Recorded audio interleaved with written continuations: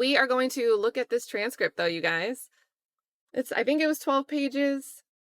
And to be clear, we'll find out when we read the whole motion, because I'm sure, depending on how Doug references it, he might say it's an unofficial copy, because I didn't see an official copy filed.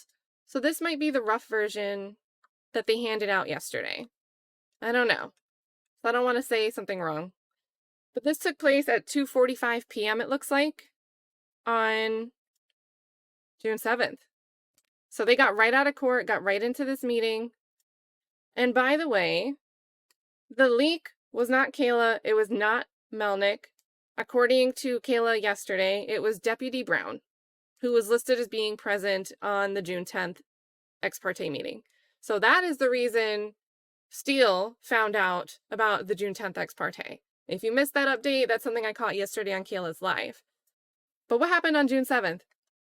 Miss Love, so this is Miss Love talking. Judge, the reason that I specifically wanted to talk to you is that I have a concern about the representation being made of the representation of Mr. Copeland. I am concerned, and I am sort of not. I wanted to just bring it to the court's attention. Mr. Melnick has not conveyed to either Miss Hilton, myself, or any member of the state any legitimate concern that he has regarding Kenneth Copeland testifying. So what does this mean? Holy crap. I gotta be careful about my words. They don't think he's in fear. This is them saying we don't think that Kenneth Copeland is in fear, that he's scared of anything. This isn't good for the state. What we have seen is physical interactions with persons besides Mr. Copeland, that would indicate that Mr. Copeland is not Mr. Melnick's primary priority. What we do know is that the fact that he's willing and wanting to leave, number one. He left twice after the court ordered him to speak with his client. And it would seem his actions convey that it is not Mr. Copeland's best interest that is his priority. Miss Hilton was out speaking with Mr. Copeland at Mr. Copeland's request at the time that I announced that Miss Hilton was calling Mr. Copeland. What I did not know is that she was trying to tell you to give us a minute because Mr. Copeland was feverishly, and I will let her speak as to how that went down, feverishly trying to get her in there to convey to her something that Mr. Melnick had just said to him that did not come from any of us. Yeah, so we just heard Steele saying, I want to at least, or Whitaker says you can at least proffer what you want Melnick to be able to come and testify about. Steele says Melnick hasn't seen this part of the transcript yet, day June 7th. And look at how much this would involve Mr. Melnick's knowledge. It seems necessary to me. And what was that, Miss Hilton? So the judge is asking Hilton, what was that Mr. Melnick had just said to him, as in Mr. Copeland, that didn't come from any of us? Miss Hilton says, so let me just put the order of operation. I got up because Deputy Chief Long, said, he wants to talk to you. Come out right now. So when I went into the room, Melnick either came in or came outside. And what Mr. Copeland said, and I think that he wanted to get some autonomy, I want to talk to you. He's like, I've already talked to you, but I want to talk to her. And Mr. Melnick kept blocking him being able to talk to me. So eventually I was like, well, clearly you want to talk to him, so I'll step out and you can come in. Mr. Melnick spoke to him, and I think he was trying to eat up time because he knew that you were coming out. So by the time I got in there and started to talk, that is when everyone said, come on, the judge is waiting. And that's why he stormed in angry. Miss Love, he being Mr. Copeland. Miss Hilton, because I think he was trying to convey to me some concerns he had. And so I was trying to have that conversation because Mr. Copeland and I have been having really good conversations since Friday. Remember when wasn't she wishy-washy saying it was only Monday and Wednesday? And didn't Woody correct and say it's since last Friday? But here she's saying she's aware on Friday that she's been having conversations since last Friday. Very, very good conversations. Just not even about the facts of the case, but just life experiences. You getting played. So I think I was building a rapport with him that he thought I lied to him, so I was trying to explain to him. Miss Love, and by that she means today.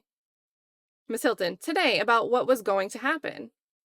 Miss Love, because of what someone conveyed to him. Miss Hilton, we believe that something was being conveyed.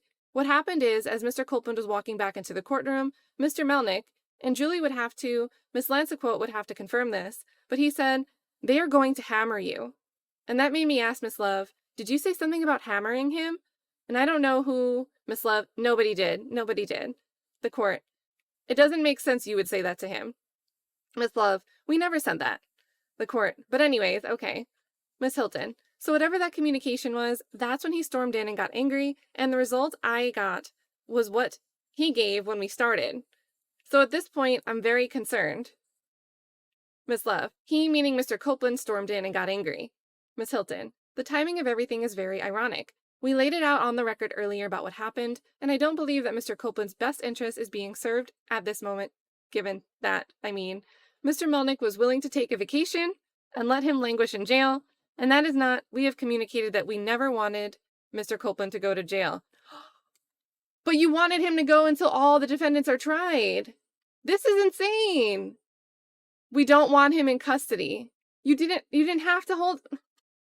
You could have just waited to testify until Monday, like all the other delays Judge Glanville called for trials that got us through to day 100 with like maybe 60 actual days of court days. We don't want any of that to occur, and so Miss Love, and Mr. Melnick has not spoken. He has not relayed. What we did get during the break was an email from Mr. Melnick. I don't know if he had to have been blind copying someone else. The only two people I could see on the email were Miss Hilton and myself, but he referred to me in the third person and said, "These are the communications between myself and Miss Love." So I asked Mr. Melnick, "Whose interests are you concerned about, your clients or Mr. Steele's and Mr. Shard's?" And we saw these emails attached in, was it Brian Steele's motion? One of them. Because prior to, and this is not the first time Mr. Copeland, and the reason it was important that we saw this was because this isn't true. You can see who it was sent to and who was CC'd. So she either just doesn't know how to use email or look at them, or she's being disingenuous, or she's flat out lying. So because prior to, and this is not the first time Mr. Copeland has said, he doesn't represent me. This is not the first time Mr. Melnick has, and let me be clear. When he spoke of what was happening before, him representing Mr. Copeland and da-da-da-da-da, he told me that, and that's da-da-da-da-da if you're listening, that's in the transcript. And da-da-da-da-da. He told me that he didn't represent Mr. Copeland. He told me, Mr. Melnick told you? Yes. Mr. Melnick told me previously that he wasn't representing him. The court. You would not speak to an unrepresented party. I mean, I know you know enough of the rules to know that if you thought or intimated that somebody was represented by counsel, you would go ahead and let them contact that lawyer, Mr. Hilton. Or Mr. Copeland would have said, because I don't know as a witness, because he's not charged, if he would have had to, Miss Love, right, Miss Hilton, because he's not charged. The court. I don't think you have to because there's no pending charges, but if he told you, I got a lawyer, I don't want to talk to you, Miss Love, we would have left. The court. Because people counsel that they have under retainer or something else, or they say, hey, I got a lawyer that I use for everything and I want to talk to him. I'm not comfortable talking to you unless my lawyer's present. Miss Hilton, we have done that with a number of our witnesses here. So this would have been no different. Miss Love, exactly. And we would have, I'm sorry, I don't mean to cut you off. Miss Hilton, no, go ahead, that was it. Miss Love, we actually communicate, especially when either they are incarcerated or subject to having their sentence revoked as a result of their testimony because they pled guilty here. We only reach out to them through their attorney because we want the attorney to speak to them, and for that to be, because that's the best way, in our opinion, to get a rapport that elicits truthful testimony. So in this particular instance, there was not, that number one, there was not that communication made by Mr. Copeland, that there was ever a need for that. And two, there was not a need for us to be concerned about it because he doesn't have charges. Ms. Hilton explained to him at length that whatever happened that he did in 2015, which is all we're going to be talking to him about, the statute of limitations has run. He didn't do the murder, we know that. So great. We know that because we decided to trust him and we want to believe it. I mean, so I don't want to get into the facts of anything. What I'm trying to get at is the fact that Mr. Copeland, I believe Mr. Melnick has inserted himself in a way that jeopardizes the best interests of our witness. Now, before I go on, if this is the point of contention, this is what Ms. Hilton is explaining to him in length. Why would it be necessary for Ms. Hilton to try to keep explaining something in length to somebody? If that person knows they didn't do something or wouldn't be at risk of being prosecuted for something because the thing itself, so anything except murder, would have fallen outside of the statute of limitations by this point in time. If all those pieces lined up, Would there need to be extensive explanations? Would we need to explain this to you in length? Or was Woody asking questions while Hilton kept saying, we know you didn't do this. We know you didn't do the thing that we could prosecute you for. So you should be good. You should be good. Yeah, you should be good. You should be good. Usually when someone has to keep saying something over and over, it's because there's a reason the other person isn't buying it. So just marinate on that. I believe that in conveying to the court that Miss Bumpus is going to stand in his stead. Miss Bumpus has been, she had to be, she was, what is the word I'm looking for? The sheriff had to speak to her because she was in the courtroom trying to hug Jeffrey Williams. Miss Hilton, no, she hugged Diamante Kendrick. Miss Love, I'm sorry. Miss Hilton, in fact, she hugged Diamante Kendrick and hugged Mr. Williams, and that's how Captain Kendall saw her, and Captain Kendall had her taken out. Miss Love, she expressed dismay and concern in challenging her right to go interact in that manner with the defendants. So our concern is that it's not in Mr. Copeland's best interests that are being represented. And that not only is that the case with respect to Mr. Copeland, we have no interest in prosecuting, but there is a tampering of sorts going on in this person inserting himself, where Mr. Copeland has been reaching out to speak to Miss Hilton, and that communication is being blocked by someone Mr. Copeland didn't reach out to. You notice no one said, Mr. Copeland called me. He never said, when we put on the record, when Miss Hilton said, the way I understand it, Mr. Melnick reached out to Mr. Copeland. Because the first time we heard an assertion like, oh, he's going to plead the fifth, is when Mr. Melnick sent an email to Miss Hilton and myself, and he had copied on it Mr. Steele and Mr. Shart last night. So we know that how CC works now. I think we got this wrong on the June 10th meeting too. I think when they were talking about this, they jumbled all of this. They switched this around. The court. Why would he have done that given Miss Hilton? And that's the state's concern. Miss Love, that's the point. The court. But here's the challenge. The challenge is you have privileged communications, and unless you've got him being the client, disclosing to a third party that wouldn't be subject to the privilege, that is the only way you're going to, Miss Love. I don't disagree with that at all. But if Mr. Melnick, and the thing that got me the most is Mr. Melnick is not looking at Mr. Copeland saying, you know, Mr. Copeland, I want you to stay out of jail, and I will be here with you. And if they ask you anything that touches upon something that you and I have talked about, I will stand up and assert your right. He didn't do that. So this is Friday. The immunity order was signed on the 6th, right? The evening of the 6th. But we find out that Melnick hadn't received a copy of the immunity order. That may have been the email that got sent on Friday. So it's possible that during this time in court during the day on Friday before this ex parte meeting at 2:45 p.m., Melnick still might not have seen a copy of the agreement. And we learned today that yesterday, Shart got up at the end of the day after the camera tried to pan away for the night.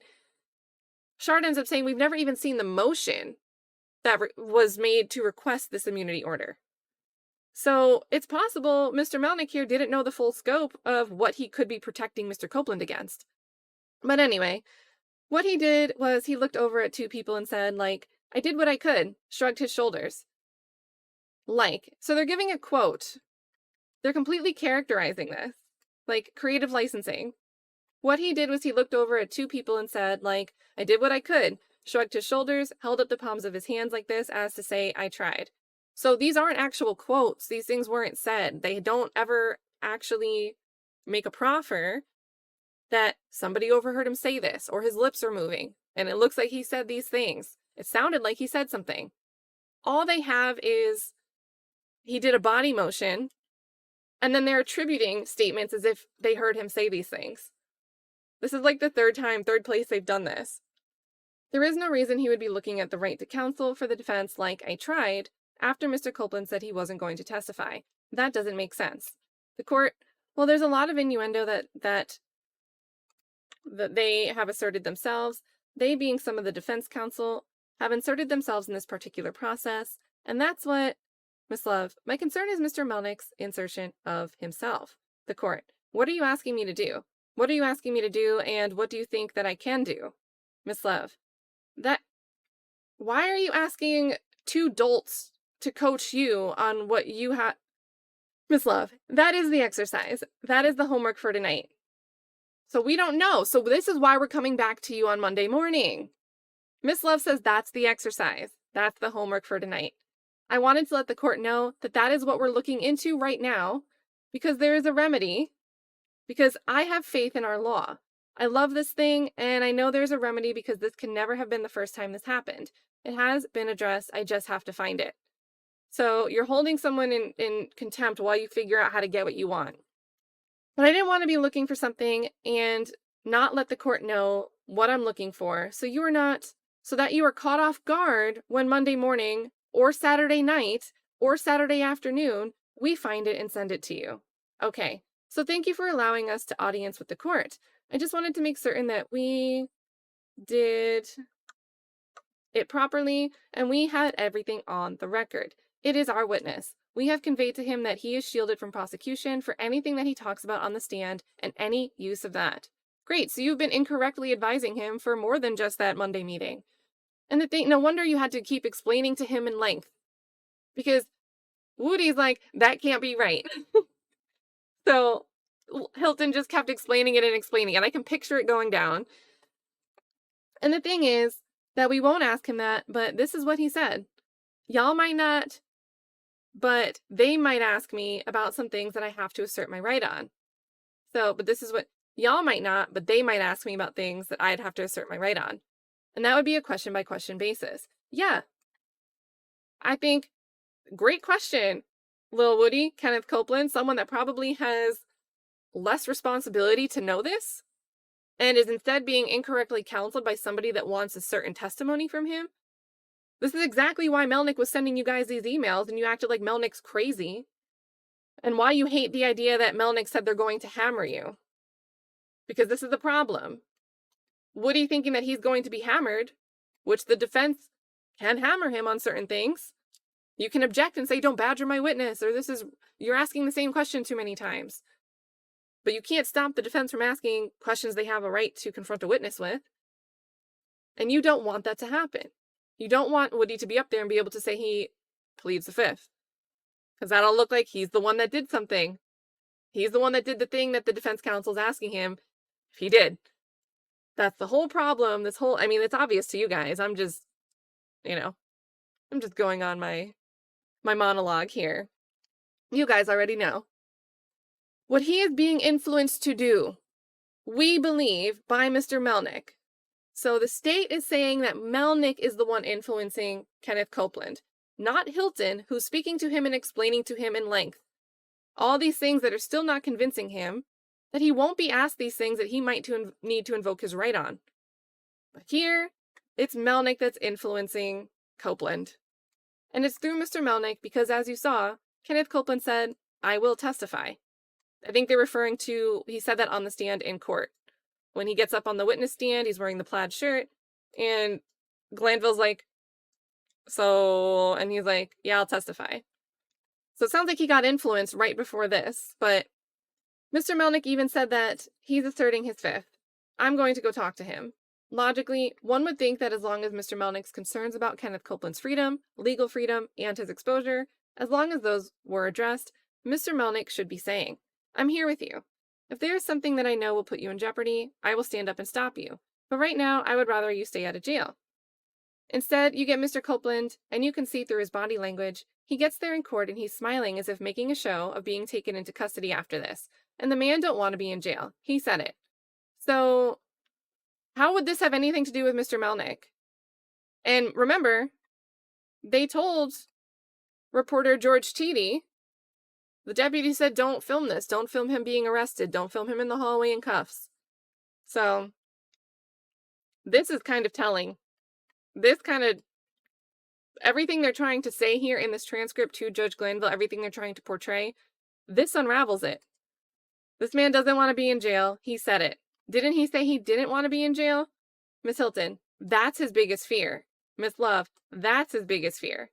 And now he's in jail after Mr. Melnick asserted himself in this process. So we have to figure it out. I'm not just laying it on your lap saying go fix this. I'm just bringing this to the court's attention. This is a grave concern. Miss Hilton, she's about to lose her mind because her biggest concern is that Mr. Melnick is actively harming a human being. And that's what she's maddest about. How many times are they going to say they're mad because, and it's not the reason they're really mad? I'm mad because it is stopping our trial. Yeah, okay, there we go. We get a little truth. And it's wrong. And that is not how the law is supposed to work. So we have two big old grave concerns that we are working to remedy right now. Okay, well, like I said, I think that you brought your concerns to me. You know, without more, I don't know what else I can do in terms of that. My comments today are predicated on there's a lot of stuff that's going on in the background, and it shouldn't have anything to do with you all's case. It really shouldn't. But I think it does in some way. Outside agitators. Miss Love, that too, the court, and everybody else who I think are trying to influence, Miss Love, that is absolutely happening. Miss Hilton, there's a lot going on. Miss Love, there is a presence. Yes, that's all I'll say. The court, I mean, but I see it from the beginning in the courtroom and tracking. But okay, if you find anything, we'll see where Monday leads us. I know that's like a figure of speech, but if you find anything, we'll see where Monday leads us. And like I said, since we now know he's going to potentially invoke. So we know, and we're going to try to put him on the stand again anyway after another ex parte hearing. We'll see what his pleasure is. And Miss Love, I mean, just the idea of someone sitting in jail throughout this trial. But if that's what he's being counseled to do and that's what he does, that's just wrong. It's wrong because the member of the bar is, in my mind, creating that circumstance. You know, he's going to do what that person, the person he trusts to have his best interest at heart, tells him to do. And that person, he doesn't have to tell us what he's concerned about and can just sit there. And when he sees the train coming, stand up and say stop. But he's got a vacation to go on, so he can't be here. So Miss Bumpus is going to be here. Miss Bumpus, hugging Mr. Kendrick and Mr. Williams, is going to be here representing the interests of Kenneth Copeland, who is supposed to testify against Mr. Kendrick and Mr. Williams. That is where we are. That doesn't pass the smell test. That's my point of being here. And I'm just trying to do everything right so that I can, pass the smell test. Okay, so with regard to, I mean, obviously you can let the public know anything you want to. And then the court. All right. Okay. Miss Love, thank you. So that is the transcript, you guys.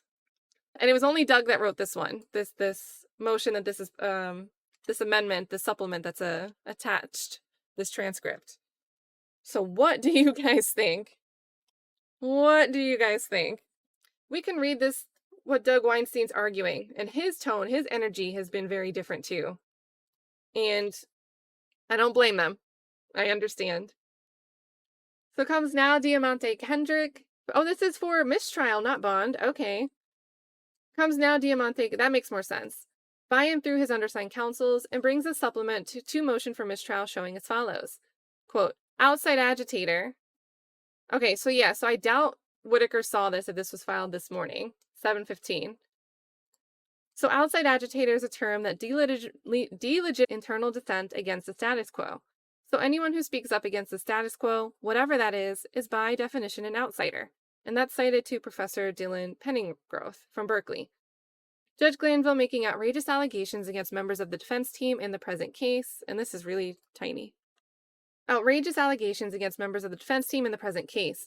But I think it does in some way outside agitators and everybody else who I think are trying to influence. The third ground argued in Kendrick's motion for mistrial is that Kendrick's due process rights were violated relating to a 14th Amendment due process violation, relating in part to Chief Judge Glanville wrongly coercing Copeland to testify. Further evidence of the state and Judge Glanville's violation of Kendrick's due process rights has just come to light. Yesterday after court, Kendrick received a rough transcript. Okay, so that is a rough transcript of an additional secret ex parte meeting with Judge Glanville held on Friday, June 7th, 2024. The rough transcript was helpfully provided by this court to defense counsel. A reading of the rough transcript highlights that which has been obvious to all observers, except for Kendrick's counsel, for the past 19 months. Judge Glanville has been willfully biased and acting as a member of the prosecution team since the inception of this case. He said he's been tracking. Please call it out. Kendrick's counsel takes no pleasure in alerting this honorable court to the situation, but client obligation requires it. I'd be ineffective assistance of counsel if I don't do this. Due process requires a fair trial. It is not a fair trial when, in an ex parte meeting, Glanville, Love, and Hilton gossip like yentas. Oh my god, Erica, are you still in the chat? I don't know your new screen name, Erica. I forgot it. So, Fantasy, are you here? Where are you? You called it. They were gossiping. And Doug Weinstein's calling them yentas. Gossip like yentas over 13 pages of transcript about attorneys Shard, Melnick, and Steele. It is not a fair trial when in an ex parte meeting, Glanville, Love, and Hilton assassinate the character of attorney Melnick and attack his integrity, alleging that he is not acting in the best interest of his client, Copeland. It is not a fair trial when in an ex parte meeting, Glanville, Love, and Hilton attack attorney Bumpus for allegedly hugging Kendrick and stating that she is incapable of representing Copeland. It is not a fair trial when, in an ex parte meeting, Love lies to Glanville about an email, call it out, an email she received from Melnick. It is not a fair trial when, in an ex parte meeting, Glanville starts talking about, quote, outside agitators, stating, my comments today were predicated on there's a lot of stuff that's going on in the background. But, and it shouldn't have anything to do with you all's cases. It really shouldn't. But I think it does in some way. Outside agitators. Yeah, I really don't think Whitaker read that transcript if she didn't remember that Glanville's the one that said it. It is not a fair trial when in an ex parte meeting, Glanville and Love have the following outrageous conversation. Court. But I think it does in some way. Outside agitators. Love, that too. The court. And everybody else who I think are trying to influence. Miss Love, that is absolutely happening. And then citing to page 11 and 12. It is not a fair trial when Glanville, Love, and Hilton have this further discussion. Miss Hilton, there's a lot going on. Miss Love, there is a presence. Yes, yes. That is all I'll say. The court, I mean, but I see it from just being in the courtroom and tracking. How many violations of the Georgia Code of Judicial Conduct does it take to get a mistrial with prejudice? Oh my God, someone put this on the Tootsie Pop thing. Make a Tootsie Pop meme with the owl. Make Doug Weinstein the owl. And ask how many violations of the Georgia Code of Judicial Conduct does it take to get a mistrial with prejudice? This case is like an old house that the present honorable judge is tasked with renovating. Every time a piece of pasted-up wallpaper is removed, more rot is found hidden underneath. No Herculean effort by the present court can fix the due process violations of the last judge. This house must be torn down. A mistrial should be declared and retrial barred due to prosecutorial and judicial misconduct that has goaded Kendrick into the present motion. Wherefore, Kendrick respectfully continues his request that this honorable court declare a mistrial based on at least due process violations of Kendrick's constitutional rights under the federal constitution and the constitution of the state of Georgia. Man, shout out to Doug. Guys, this is the link to the document there. And I saw Flesh of the Gods is on it. We're going to get a Tootsie Pop. How many judicial code of conduct violations does it take? Oh, it's going to be so good. I know Doug's going to love it. Oh my gosh. So there is the link. Yeah, the words, the quotes. This was great. Shout out to Doug. Shout out to Doug Weinstein. And you know, all that love to Katie Hingerty. Doug is so gracious to his teammates, his partners, his staff. He gives them all their flowers. But he didn't have Katie helping him write this, and I think he did a great job too on his own. I think he certainly did a great job. So shout out to Doug.